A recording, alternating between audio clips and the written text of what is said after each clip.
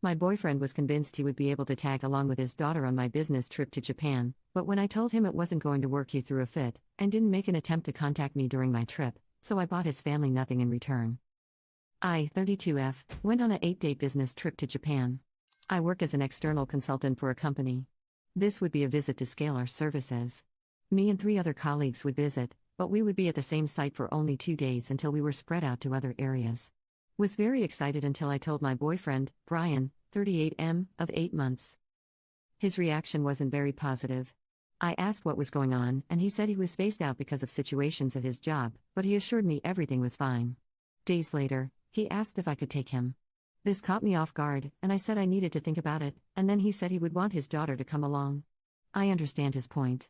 She's 17, loves anime, and has impressive knowledge on some very niche characters. But also, I have my own kids, ages 4 and 5, and I would rather share that breakthrough with them, although realistically talking, bringing them would be unprofessional. My accommodations were paid for by the client and that I had already confirmed. I got a very nice accommodation, but it was definitely booked for a single traveler. My colleagues had other rooms. Bringing his daughter would require a separate bedroom or a suite. I would not go back to cancel on the accommodation or ask for a larger space, unthinkable, or do anything to mess up the schedule. When I told Brian, he said I should be able to ask for some changes. I also realized that he wasn't ready to pay for any of this since he said he would reimburse me later. I'm financially okay, but the whole idea of this trip is to make more money, not spend it, and potentially be unable to recover it. Also, this was never a vacation or anything, and he said things that showed me he didn't understand/believe that me and my team and I were on a tight schedule. I could surely spend time with him and his daughter after work, but while bringing them at another time and not in that situation. I didn't ask the client at all because I was embarrassed. Also, I began to worry about his sense of humor. It's not like I've mastered Japanese business etiquette, but I took the time to learn, and Brian sometimes does things that get him in trouble. We would be having dinner with our client and colleagues, and I could either have him stay at the hotel, not a great way to treat a partner, or bring him along if that was permitted, awkward especially if it messed up the accommodation schedule. When I candidly expressed this concern, he got extremely pissed off and gave me the silent treatment. This stressed me out, and I told him. I left for the airport while he was still not talking to me. We talked only a few times while I was abroad. His daughter did not reply to any of my messages. I don't know if he falsely told her that she was getting an early high school graduation present, trip, or if she was just mad at me. I got a hold of a huge plush anime character and took a selfie asking if she liked it. No answer. About 1 or 2 days before I flew back, he started texting me with requests. He wanted me to get XYZ, this and that, for his daughter and his nieces.